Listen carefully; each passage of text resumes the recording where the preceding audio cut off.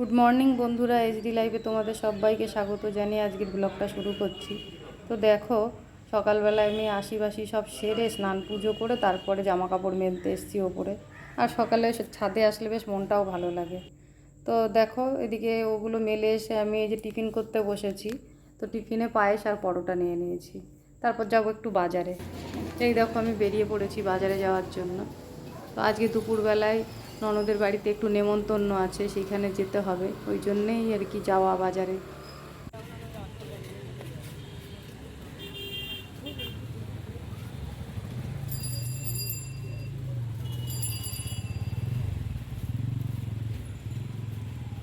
তো আমার যেটা নেওয়ার ছিল আমি সেটা নিয়ে নিলাম, নিয়ে এখানে দেখছি জাম বিক্রি করছে।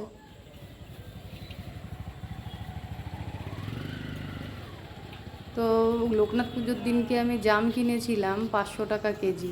তারপরে আজকে বাজারে এসেছি, এসে ওই জামটা 100 জাম নিয়েছি, 20 টাকা শোয়া নিল। তারপর আমি দেখো বাড়িতে ফিরে এসেছি। এখন ঘরে গিয়ে একটু কাজ আছে, দুপুরের একটু কাজ সেরে তারপরে বেরোবো। তা যে অনুষ্ঠানটা আছে সেটা আমার ননদের বাড়িতেই, কাছেই আমাদের পেছন বাড়িতে। তো বলছিল দাদা কাজের থেকে এসে যদি না যায় তাহলে দাদার খাবারটা নিয়ে এসো বৌদি, তারপরে নয় তোমরা যেও। তাই করবো ভাবছি, ওর খাবারটা এনে রেখে তারপর আমরা মা ছেলে দুজনে যাব। তো আমি পৌঁছে গেছি বাড়িতে।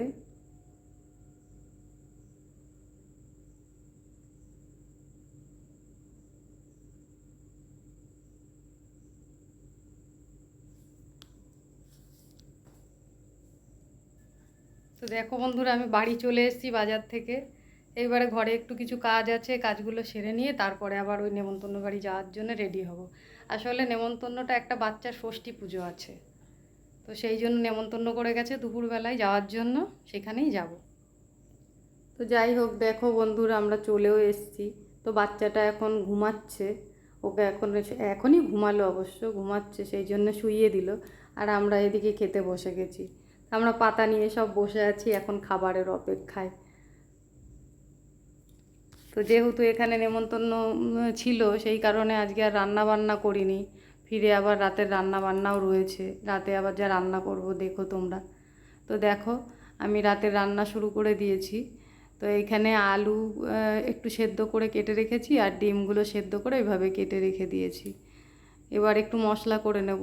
এই মশলার মধ্যে আমি লঙ্কা, তারপরে রসুন, আদা, একটুখানি কুচানো পেঁয়াজ, যে পেঁয়াজটা কুচিয়ে রেখেছি রান্নার জন্য ওখান থেকে একটু কুচানো পেঁয়াজ আর একটা টমেটো গোটা দিয়ে একটু জল দিয়ে আর একটু জিরে দিয়ে দিয়েছিলাম, দিয়ে এবার মশলাটা আমি করে নেব। আর এদিকে কড়াই বসিয়ে দিয়েছি, কড়াই গরম হচ্ছে, তেল দিয়ে দিলাম।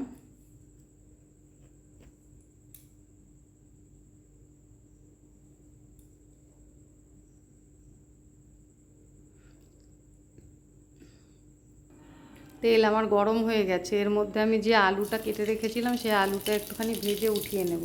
কেননা যেহেতু আলুটা আমি সেদ্ধ করে নিয়েছি, যেহেতু এইটা আর আলাদা করে কষাতে হবে না, একটু ভেজে তুলে নিলেই হয়ে যাবে। এপিট ওপিট করে একটু ভেজে নেব। তো দেখো বন্ধুরা, এখানে আলুগুলো ভাজা হয়ে গেছে আমার, আমি তুলে নিচ্ছি।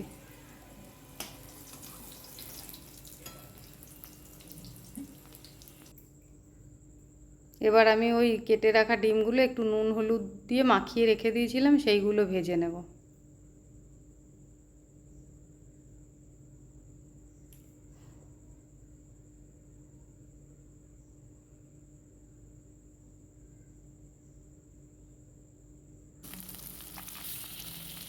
এক পিঠ হয়ে গেছে, এবার উল্টিয়ে দিচ্ছি।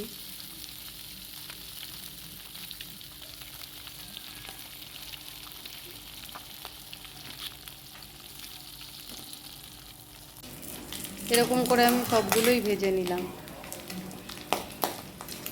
এক এক করে সব তুলে নেব।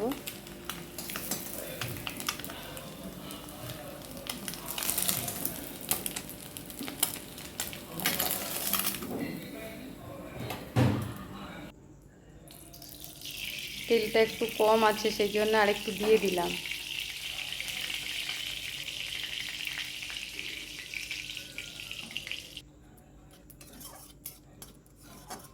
তো দেখো আমি এর মধ্যে জিরে আর তেজপাতা ফোড়ন দিয়ে দিয়েছি। এবার যে পেঁয়াজগুলো আছে, কুচিয়ে রাখা পেঁয়াজগুলো এর মধ্যে দিয়ে দেবো।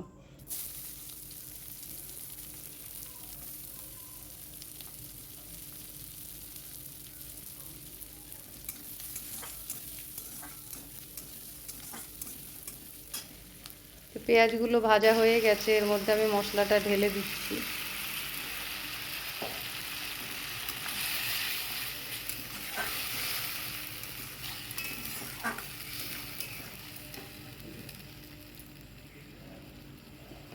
যেহেতু আলুগুলো আমি সেদ্ধ করে আগে ভেজে তুলে নিয়েছি, সেই জন্য আর আলাদা করে এর মধ্যে একসাথে দেওয়ার দরকার পড়লো না। মশলাগুলো যেই কষানো হয়ে যাবে তারপরে আমি আলুটা দেব। আর জলটাও বেশি দিতে হবে না, কেননা সব কিছুই রেডি আছে, শুধু মশলাটা কষাতেই যতক্ষণ।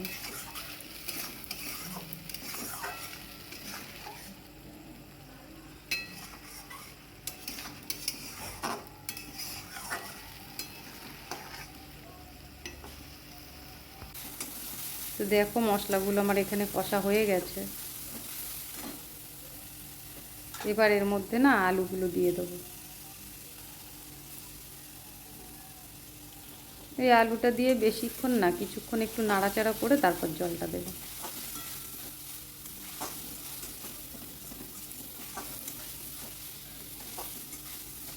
তো হয়ে গেছে কষা, এবার জল দিয়ে দেবো।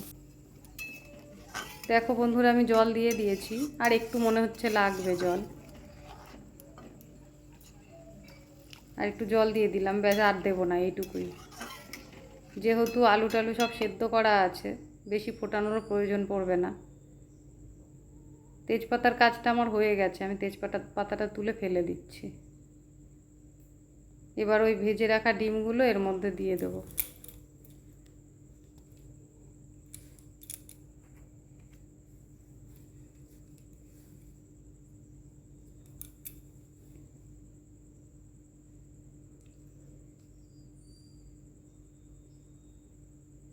দেখো কি সুন্দর দেখতে লাগছে।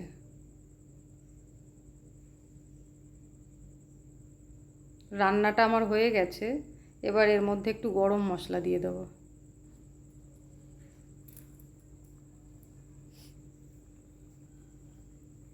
তো দেখো বন্ধুরা আমি নামিয়ে নিয়েছি। তো আজকের ভিডিওটা আমার এই পর্যন্তই। যদি ভালো লাগে অবশ্যই লাইক কমেন্ট করো আর চ্যানেলটা সাবস্ক্রাইব করে দিও। টাটা।